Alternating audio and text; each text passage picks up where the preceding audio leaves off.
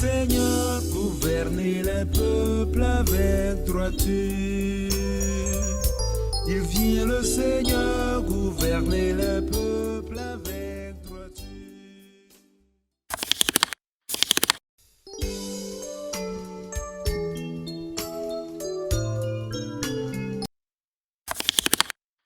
La paroisse Marie-Reine du Monde de Baie est localisée dans le Dioani Lomé Est 1. Elle est limitée au nord par la lagune de Baie, au sud par l'océan Atlantique, à l'est par la paroisse Maria Auxiliadora de Bénédi, détenue par les pères salésiens de Don Bosco, et à l'ouest par le boulevard circulaire ou bien le boulevard du 13 janvier de l'immeuble Fiata à l'océan Atlantique.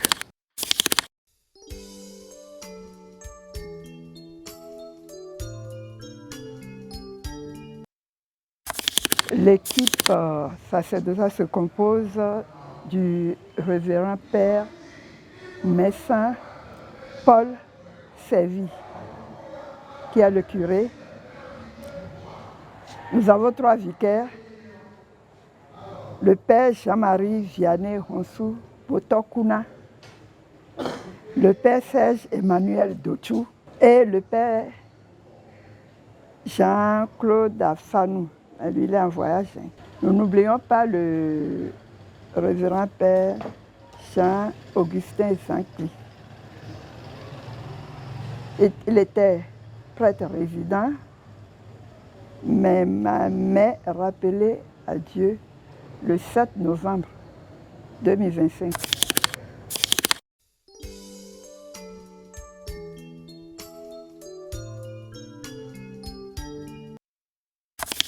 Bien, nous avons à peu près 29 prêtres, 29 issus de la paroisse. Il y a 4 qui ont déjà rejoint la maison du Père. Nous avons 33 religieuses. 3 sont déjà partis.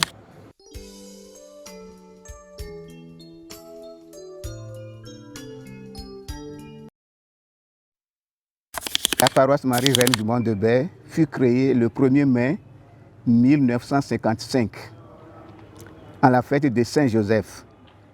Donc la messe inaugurale a été célébrée ce jour par le père Joseph Meyer, prêtre de la Société des missions africaines SMA, dans la cocoterie de la famille Dick à Baie à Godegan. Mais c'est les pères SMA qui étaient les pionniers, suivi après du père Jean Kwasi Bipi, un prêtre diocésain.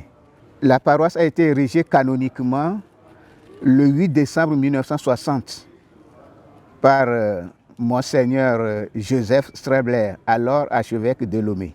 À la messe inaugurale à Baie à Godegan, le 1er mai 1955, à la fin de la messe, il y a eu une procession à travers les ruelles du quartier Baie à Godegan et Hédié. Alors, cela a tellement émerveillé le père Meyer au point qu'il a chargé certains membres du comité paroissial de la paroisse Saint-Augustin d'Amoutive d'étudier avec le chef supérieur de Baie-Hédié, Togbu Aklassou II, la possibilité d'installer la mission catholique à Baie. Donc, la délégation constituée par le père Meyer est partie voir le chef. Il n'a pas hésité. Automatiquement, il a cédé la grande salle de réunion de la chefferie. Il les a mis à leur disposition. Et aussitôt, la Légion de Marie a commencé l'enseignement de la catéchèse. Et à part l'intervention de la Légion de Marie en matière de la catéchèse, il y avait le père Charles Roche qui venait du Collège Saint-Joseph. Donc ils étaient logés au Collège Saint-Joseph, donc ils venaient célébrer la messe là-bas. Et je dois dire que la messe, après la messe inaugurale à Baie à Godegan, la deuxième messe, qui est une messe phare, a été célébrée à Baie, à Awame. Le lieu cédé par le chef Aklassou s'appelait Awame. Ça existe encore. Et aussitôt, fut fondée la chorale Saint-Jean-Baptiste.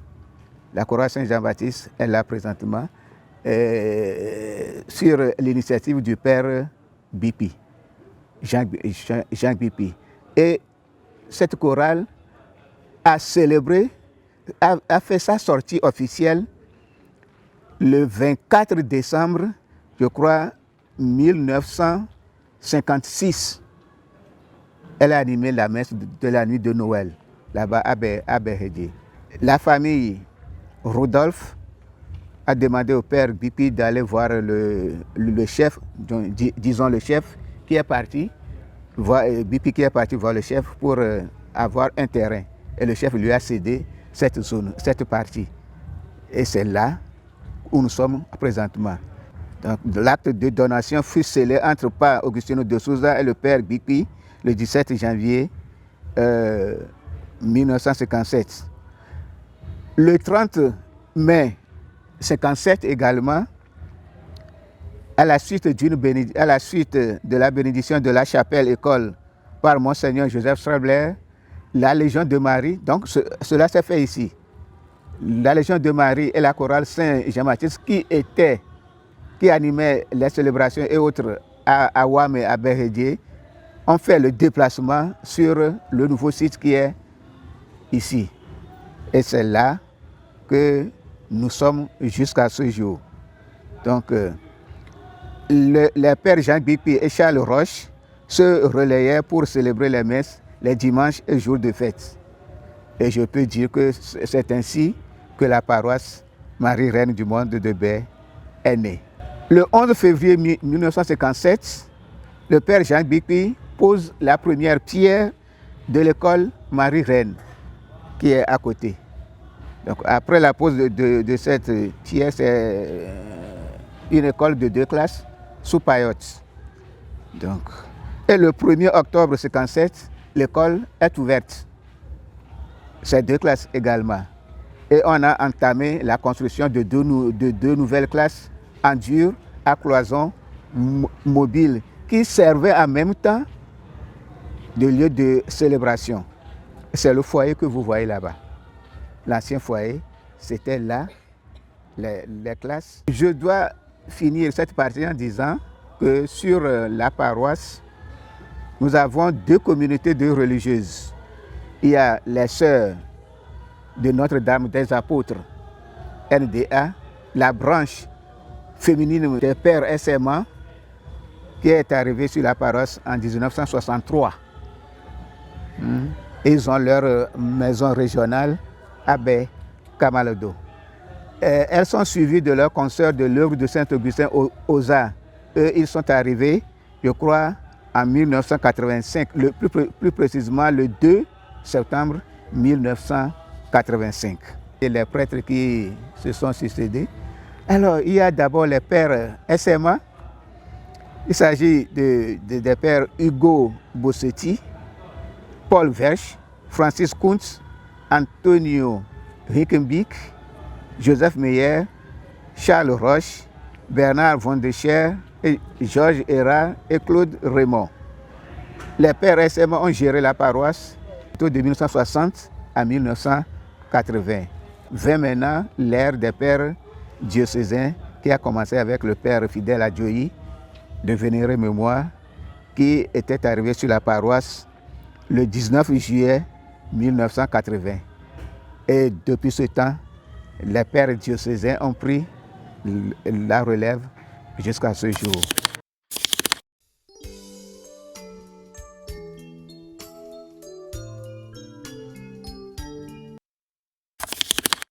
L'équipe sacerdotale en charge de la paroisse sous la conduite du père curé Paul-Xavier Messin est soutenue par les conseils paroissiaux, CPP, CPAE, CPP, Conseil pastoral paroissial, dont je suis le vice-président, et le CPAE pour les affaires économiques, sous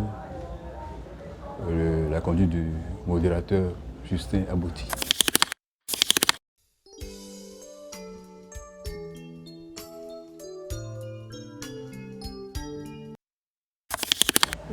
Le nom nombre approximatif, le nombre des fidèles dans le temps était à peu près 2000. Mais aujourd'hui, avec la déperdition et le déménagement vers les quartiers, les nouveaux quartiers, on se retrouve à 1200 et un peu plus.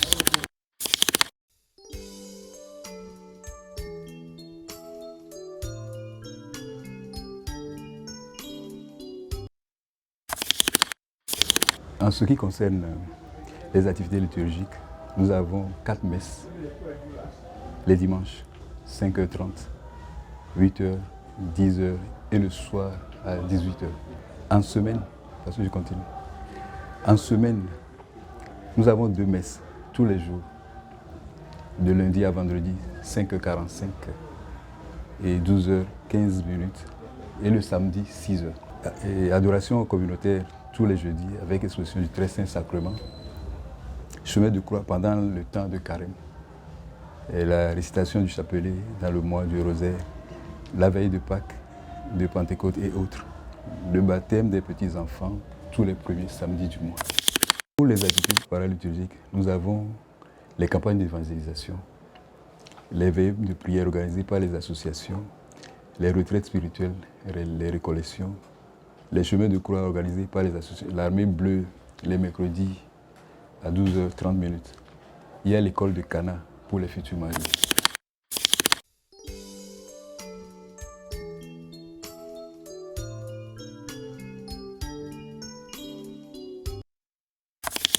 Nombreux sont les défis auxquels la paroisse est confrontée. Et notre paroisse est une des vieilles paroisses de la diocèse de Lomé. Et donc, les bâtiments ont pris de l'âge.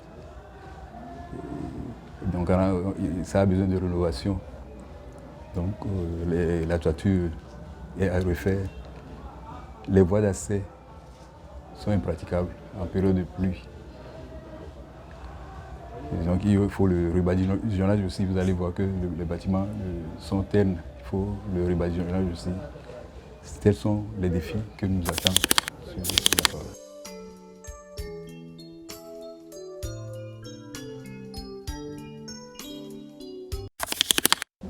Nous voulons réhabiliter l'ancien foyer en grande salle polyvalente pour les activités culturelles, les réunions de grande taille et la construction de boutiques à louer, parce qu'on a besoin de fonds pour survivre.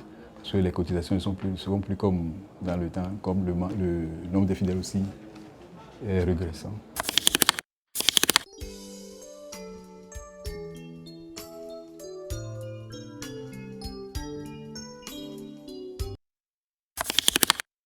Il existe le Conseil de coordination de l'Action catholique des jeunes, le CCACJ, pour les jeunes et l'enfance missionnaire pour les enfants.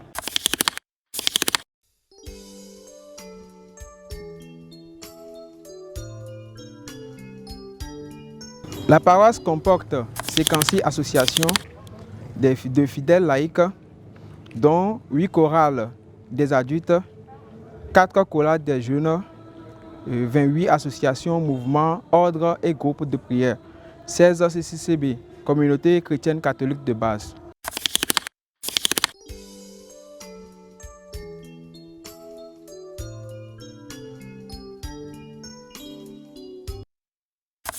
Les associations, mouvements et ordres sont autonomes et agissent pour la bonne gestion de la paroisse. En ce qui concerne la collaboration, nous avons juste la Fédération des chorales, FECOB, et la Fédération des CCCB, Communauté chrétienne catholique de base.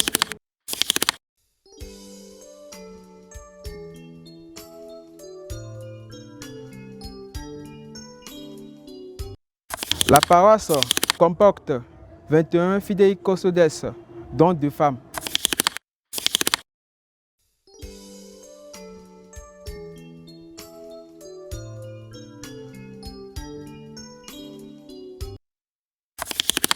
La moyenne des catéchumènes admis au sacrement serait de 120 par année. En 2020, nous avons 142 catéchumènes qui ont reçu le baptême et la première communion. En 2021, ils étaient 201. 2022, 20. Donc nous ne sommes pas très éloignés des conséquences de Covid-19. Bon, en 2023, ils étaient 133, 2024, 123, 2025, cette année, l'année passée, ils étaient 78. Au niveau des sacrements de la confirmation, en 2020, ils étaient 116 à être admis au sacrement de la confirmation. En 2021, 220, 2022, 144, 2023, 37, 2024, 88 et 2025, 96. Voilà les chiffres ces 5 dernières années au niveau du catéchuménat.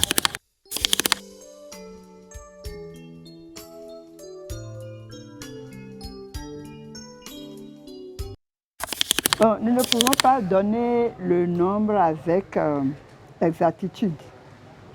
Pourquoi? Parce qu'il y avait eu des mariages groupés pendant le jubilé de l'an 2000. Et lors de notre jubilé ici, on a fêté les 50 ans de la paroisse, mais il y avait eu des mariages groupés.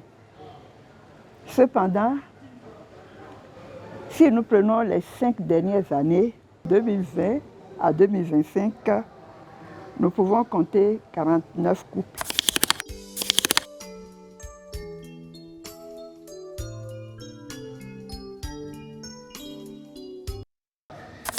Pour encourager un peu les vocations, nous avons d'abord la commission vocationnelle qui rassemble les jeunes, souvent les samedis ou les dimanches, pour des formations, des enseignements, etc. Donc c'est une commission qui les aide et qui suscite effectivement en eux cette vocation-là.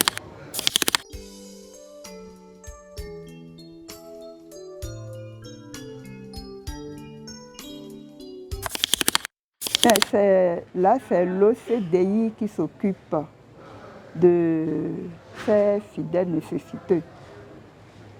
Alors, l'OCDI joue son rôle, nous le disons. Pourquoi? Parce qu'ils rendent souvent visite aux malades et aux personnes âgées.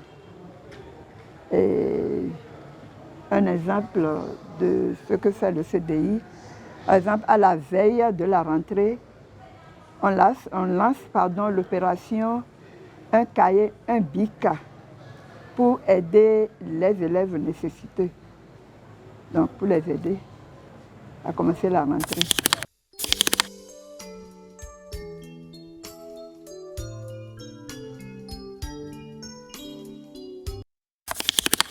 Comme on dit souvent, celle qui vend à Blo, là, la vendeuse d'Ablo ne dit jamais que son Ablo est froid. Hein.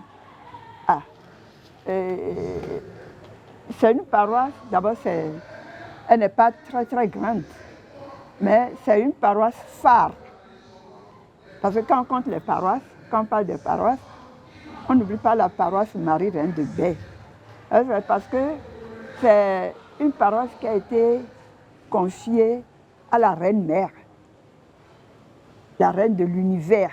Donc vous comprenez bien, la Reine de l'Univers. C'est ça qui fait la particularité de cette paroisse. Parce que, bon, on nous aime et nous aimons, voilà. C'est une particularité. C'est une paroisse phare qui se compte parmi les paroisses du diocèse.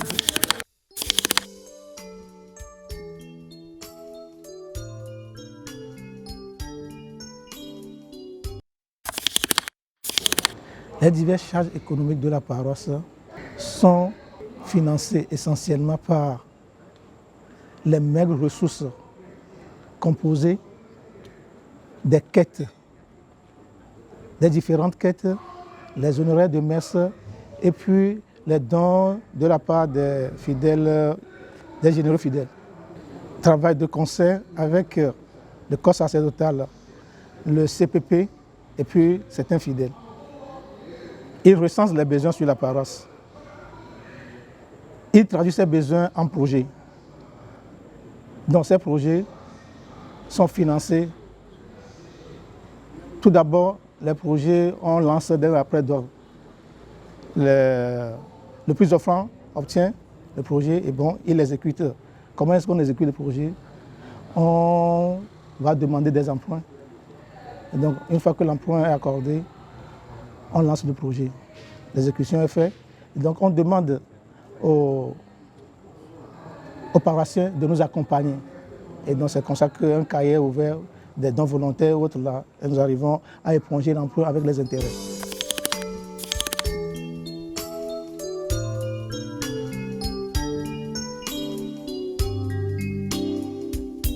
Il vient le Seigneur gouverner les peuples avec droiture.